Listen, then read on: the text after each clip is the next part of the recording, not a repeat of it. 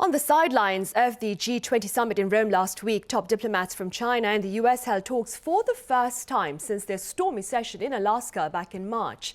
Now, Taiwan-related matters took center stage, and for more on what was said, I have Professor Kim Hyun-wook from the Korea National Diplomatic Academy. It's a pleasure to have you back, Professor Kim. Thank you. I also have Professor Chu Jae-woo from Kyung University. It's good to see you again, Professor Chu. Yeah, good to see you again, Sunny. Right, Professor Kim, we'll start with you then. Let's begin then with some of the words exchanged between the top diplomats from the US and China at their latest meeting over in Rome. I think it was another clash between US and China. I think the focus this time was pretty much on the regional security issues. I think the US official mentioned about the risks of China coming from Xinjiang, Hong Kong, especially Taiwan. And especially about the Taiwan issues, clearly warned to Chinese officials that there should be no behaviors of China escalating tensions in the Taiwan Strait, and made it clear that U.S. would not accept any behavior of China, that escalates the instability of in the region. So I think this is a very clear signal from the United States to China not to intervene in the case of Taiwan. Right. And staying with that, Professor Chu, what caught your attention with regard to the recent talks this past Sunday between the two diplomats? Yes, obviously Professor Kim just gave us a US side of the story here. And I like to look at it from Chinese perspective, and obviously China wasn't too pleased with the United States stance on Taiwan and the recent moves and behavior too. Alone this year, Wang Yi complained that the U.S. Congress has obviously put motions on the floor with more than 300 resolutions against China, and so-called anti-China resolutions. 300 of them were put on the floor, and on top of that, Wang Yi also made it explicit that China wasn't too pleased with the United States sanctioning 900 individuals and Chinese companies that the United States has imposed beginning last year. And obviously, China wants the United States to stay out of its internal affairs, which they also include Taiwan into it. So they want to be really explicit about their stance on this particular issue this time. Right. And staying with Taiwan, Professor Kim, last Tuesday, this is before the diplomatic talks between the US and China, Blinken called for Taiwan to be allowed greater involvement in UN agencies. And following those remarks, a confirmation was made on CNN last Thursday by Taiwan with regard to the presence of US military troops on the island to train Taiwanese forces. What do you suppose is the meaning of such recent public rhetoric from the two sides? Yeah, right after the media appearance, a lot of people were asking how many U.S. soldiers are, residing in Taiwan, and the what has been revealed was like maybe 20 to 30, which was pretty much disappointing to Chinese people, because that would not be possibly the security guarantee to Taiwan. How can 20 American soldiers can be an important security guarantee to Taiwan? But nevertheless, I think this kinds of policy move has been initiated from the Biden government. Of course, the Biden government, during the Trump government, one China policy was still intact, even though there were a lot of, possibility by Trump to break it. After, during the Trump government, there were a lot of high-level officials visiting Taiwan, and Biden came in. I think after a lot of arms support to Taiwan by Trump government, Biden government I think is inheriting all the kind of policies of Trump towards Taiwan.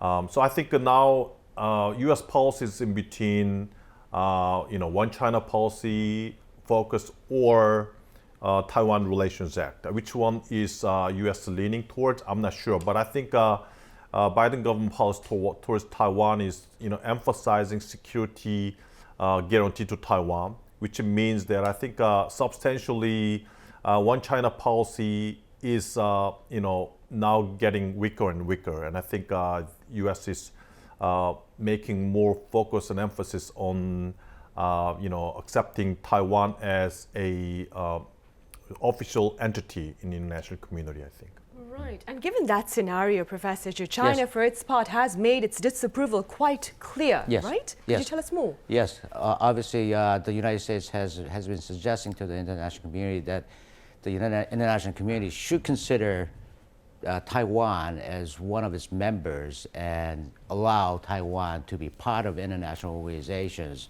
which is basically most of them are non-political entities. So, for instance, like WHO, I'm with the United States on this particular question because, Taiwan people are still people. They're human beings too, right? And they're subject to COVID and pandemic and all these diseases and so forth.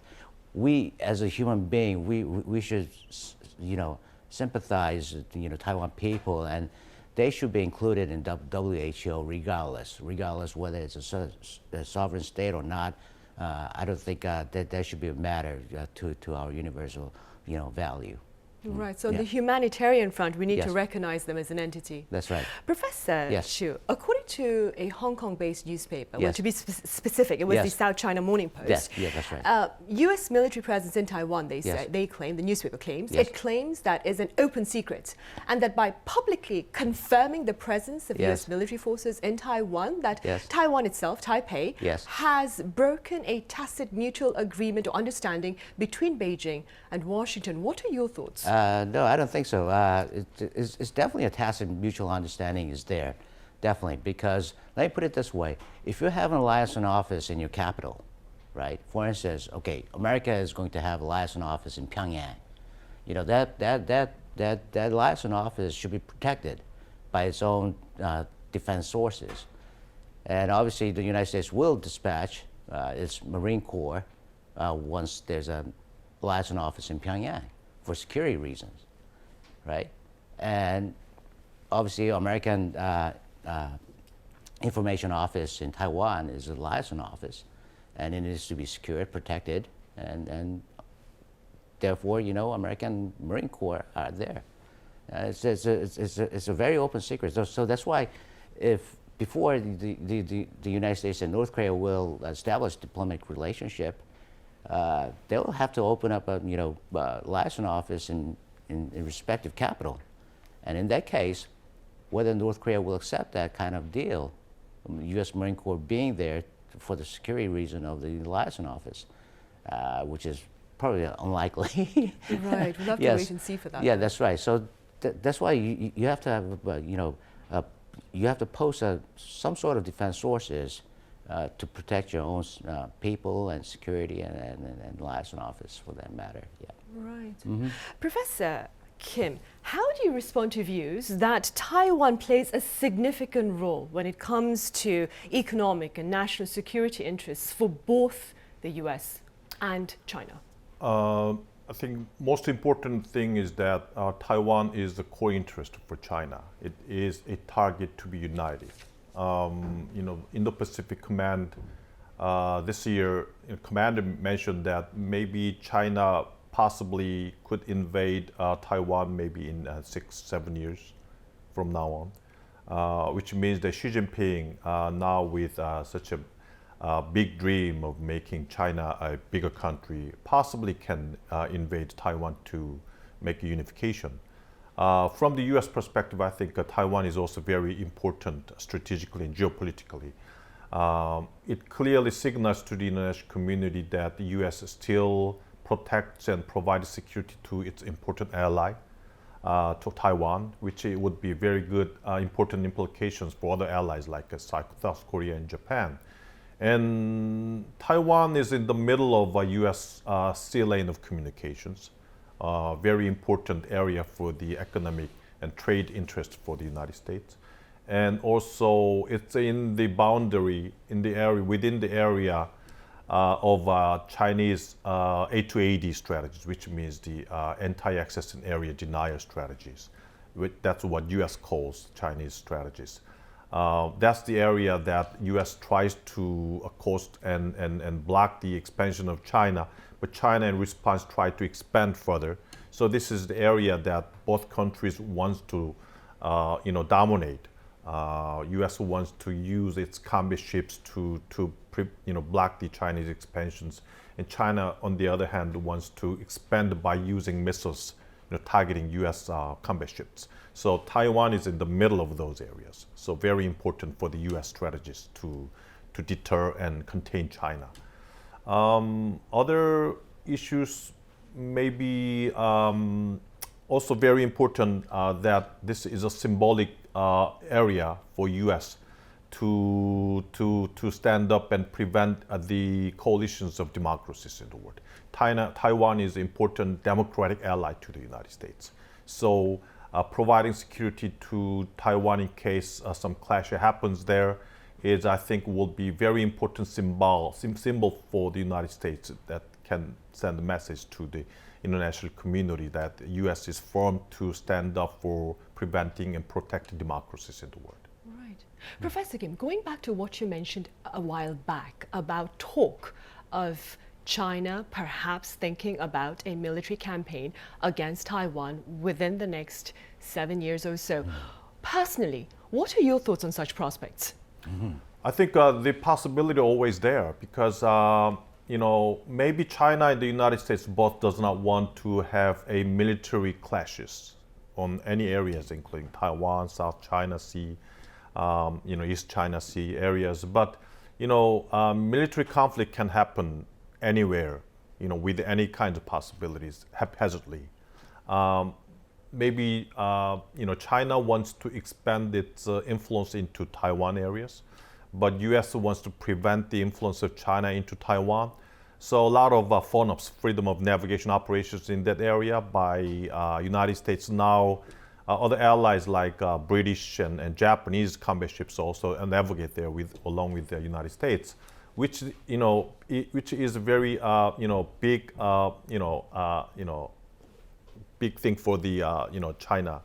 So I think when those escalations heightens there, who knows? Some kinds of military clash, I think, is possible. Right.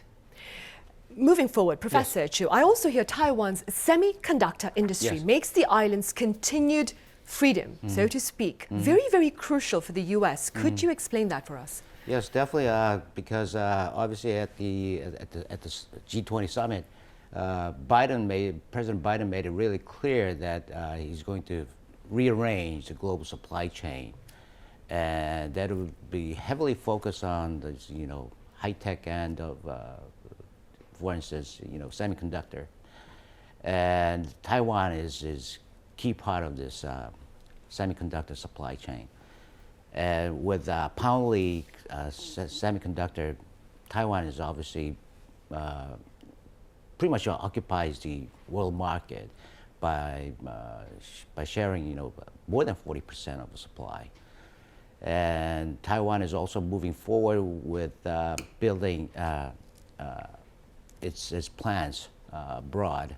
For instance, recently Taiwan TSMC made an agreement to build a semiconductor plant in Japan with Sony, and so with the rearrangement of global supply chain, especially pertaining to semiconductor, Taiwan is going to be a key component here, and that's why Taiwan's value is going to be much more appreciated by the world of democracy, or those players in the new global supply chain. Right, including the U.S. then. That's right.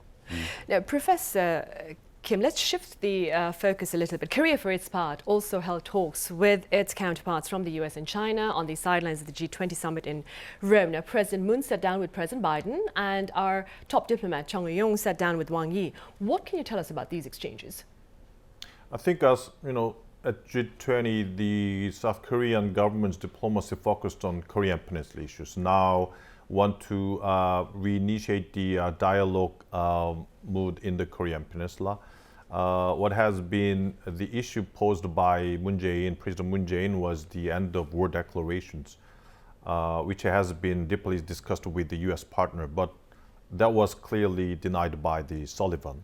I think maybe only political gestures fine for the United States, but other related measures were requested by North Korea, which cannot be accepted by the United States. So I think this time, President Moon Jae-in talked about the possible visit of Pope to North Korea, which we don't know what's going to happen.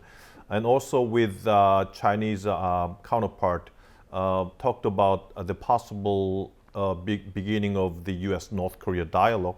I think China also agrees with it, because China does not want any kinds of North Korea's provocations, military provocations, and instability, because that would really make China a hassle, because China has a lot of homework in other areas. So. Right, it does.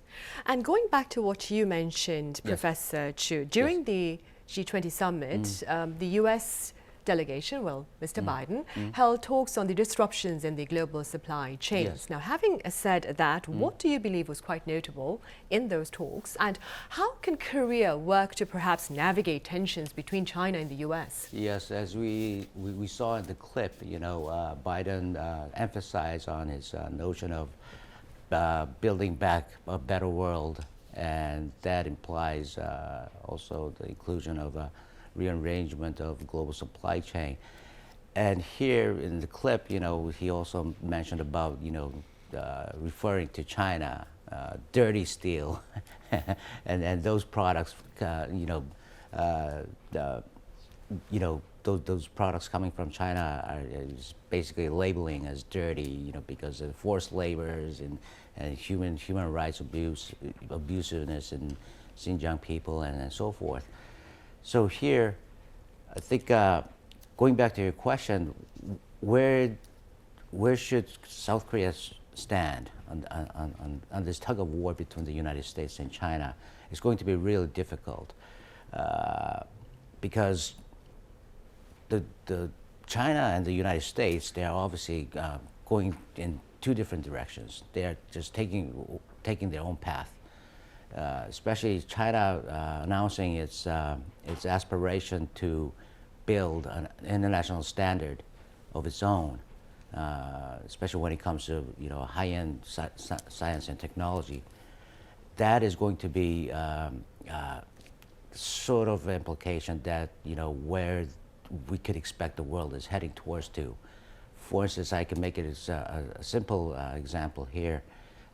For instance, electric power, we have 220 volt and 110 volt, right? And in the West, you usually use 110 volt. In Asia, 220 volt. Here, two different standards here. This is what China wants, and it thinks it can achieve this end with 1.5 billion market of its own. So China could care less about Biden's mimicking of China when it comes to global supply chain. And what are your thoughts on such prospects? I think it's likely to happen down the road, not in the near term, but probably in the mid to long term. And here, South Korean government should, especially the next coming government, should be really careful and think hard whether it should go with the United States or China when it comes to international standard. Right, as we have our presidential elections set for next year, early next year, that is.